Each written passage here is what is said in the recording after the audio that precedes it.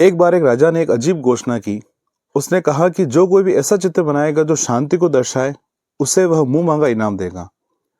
यह सुनकर देश के सभी चित्रकार अपनी अपनी कला का जादू दिखाने के लिए राजा के दरबार में पहुंचे। लेकिन जब राजा ने चित्र देखे तो उसने एक ऐसा निर्णय लिया जिसने हर किसी को चौंका दिया। क्या आप जानना चाहते हैं ऐसा क्या था उस चित्र में जिसने राजा को मोहित कर दिया? दोस्तों, यह कहानी सिर्फ एक राजा और एक चित्रकार की नहीं, यह हमारी जिंदगी की सबसे गहरे रहस्यों में से एक को उजागर करती है। तो चलिए जाने इस दिलचस्प कहानी के माध्यम से कि असली शांति का अर्थ क्या है।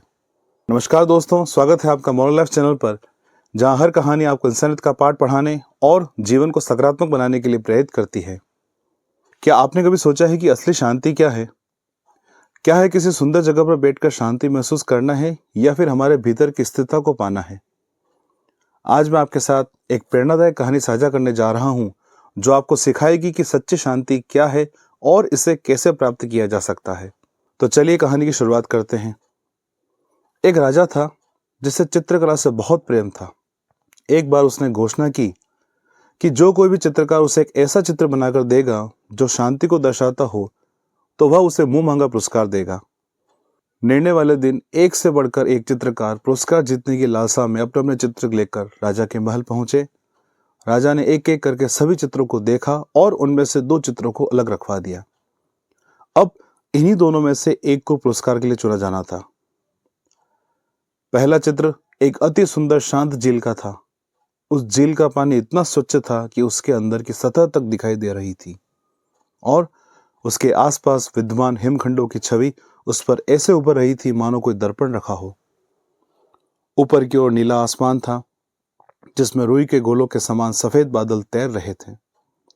जो कोई भी इस चित्र को देखता, उसको यही लगता कि शांति को दर्शाने के लिए इससे अच्छा कोई चित्र हो ही नहीं सकता।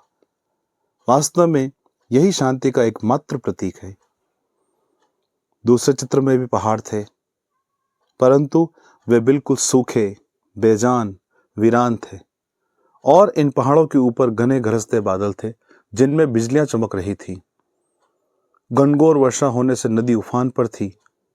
तेज हवाओं से पेड़ हिल रहे थे और पहाड़ी के एक ओर स्थित झरने ने रौद्र रूप धारण कर रखा था।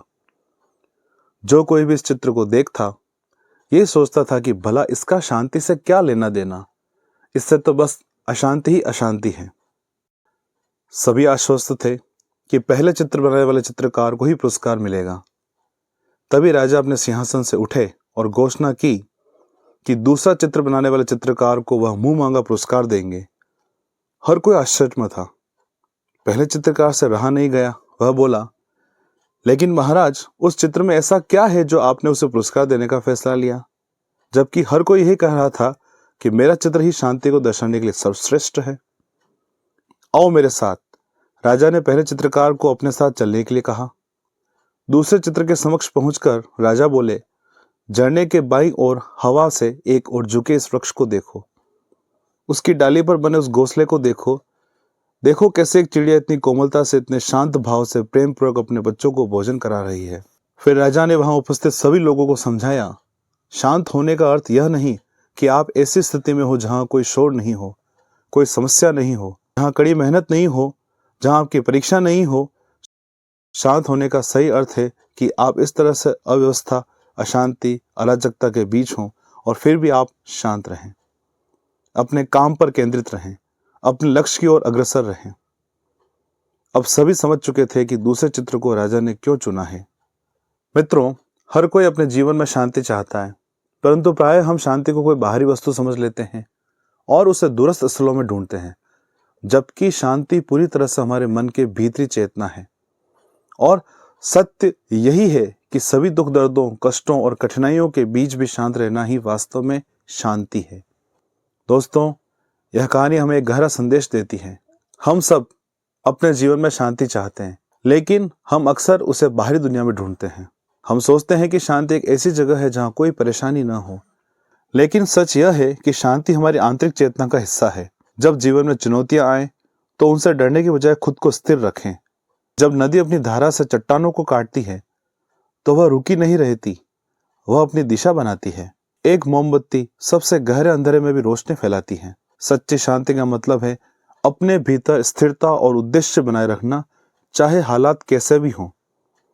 तो दोस्तों, आज हमने सीखा कि सच्ची शांति हमारे भीतर होती है। यह कठिनाइयों से भागने में नहीं बल्कि उनका सामना करने में है।